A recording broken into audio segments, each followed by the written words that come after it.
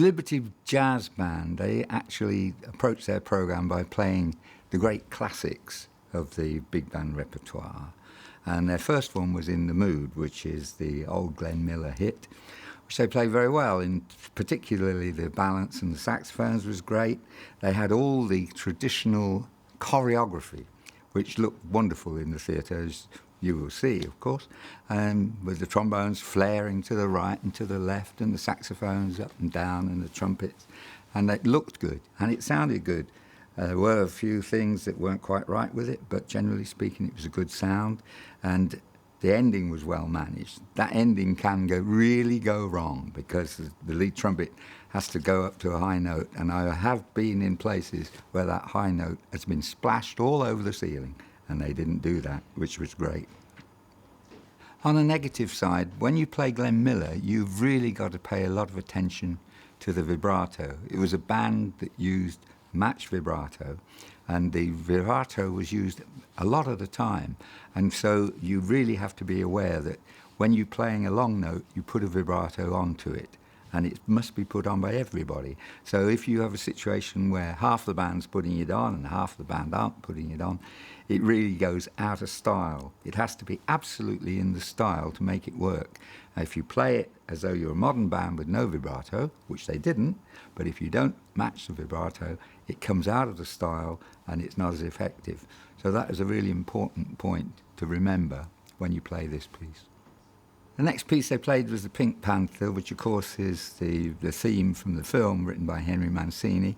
And it was played more or less in the traditional way, the traditional arrangement, with the tenor sax playing the theme, which worked very well, and he played it very well. What I like about this piece is the middle section, and the middle section brings in the whole band. The difficulty with it is that you have to be very precise about the phrasing of it, and if you don't get the precision of the phrasing, you lose the swing of it, because it goes do-da, do-da, do-do-da, do-do-da, that sort of thing. And you've got to make the little swells into the beginnings of those phrases. And they did it okay, but you have to relax. If you race this piece, you lose that sensuality that the Pink Panther has. It has this sort of almost mysterious element to it, the mysterious element about the Pink Panther. Who is he? What's he doing? And you have to get that into the music. So it goes verdut, verdut, verdut. So you're thinking, what's going on here? They did that pretty well. The middle section I didn't think was played quite as well, which was a shame, but it was still a good performance. Splanky was next, which is the traditional Neil Hefti composition done for the Basie Band in the 1950s on the great album, the Atomic Mr. Basie.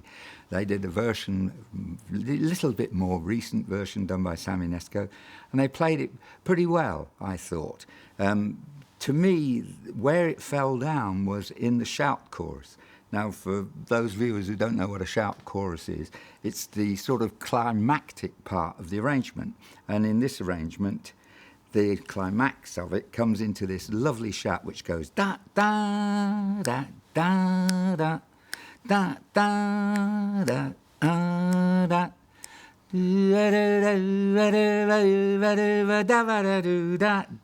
And all those phrases have to be laid back. They have to be laid back just a bit behind the beat.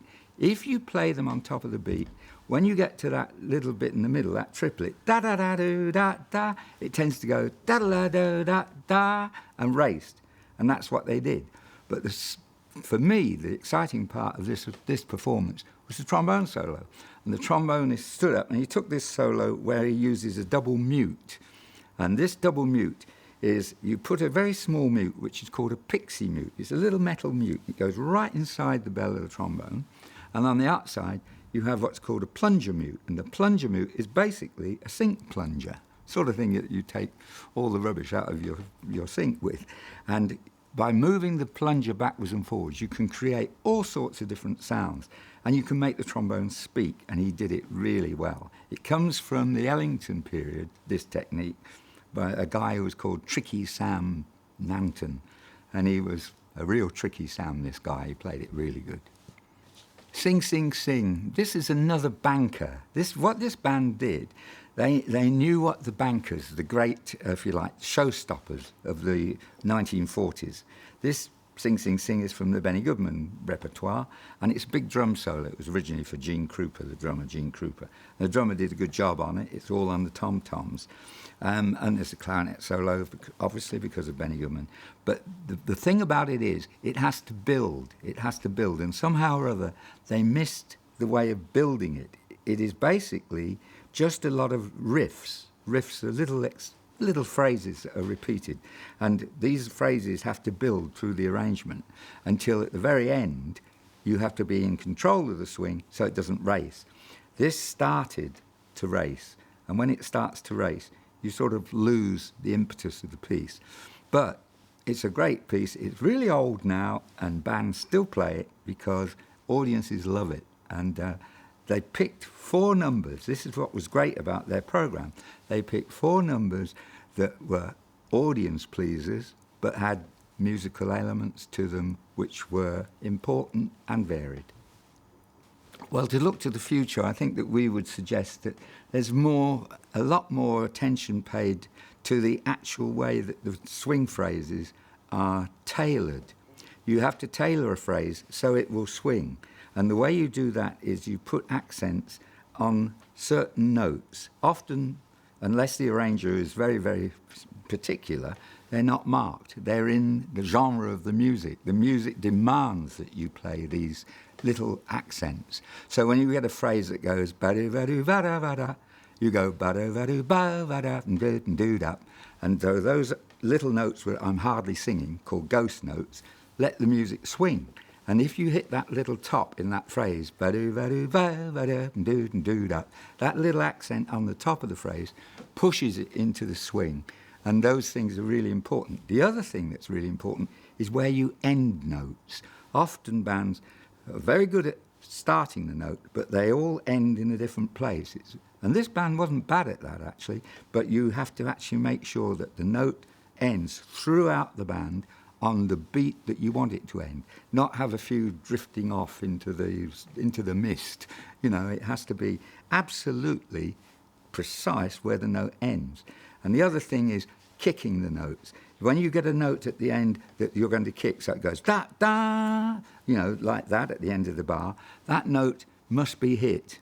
And sometimes you can change things so you can do a little fall on that note. You have to not be too constrained by the way it was played in the 1940s. You have to play it in style, but you can actually change little things to make it yours and also to make your band swing more with it.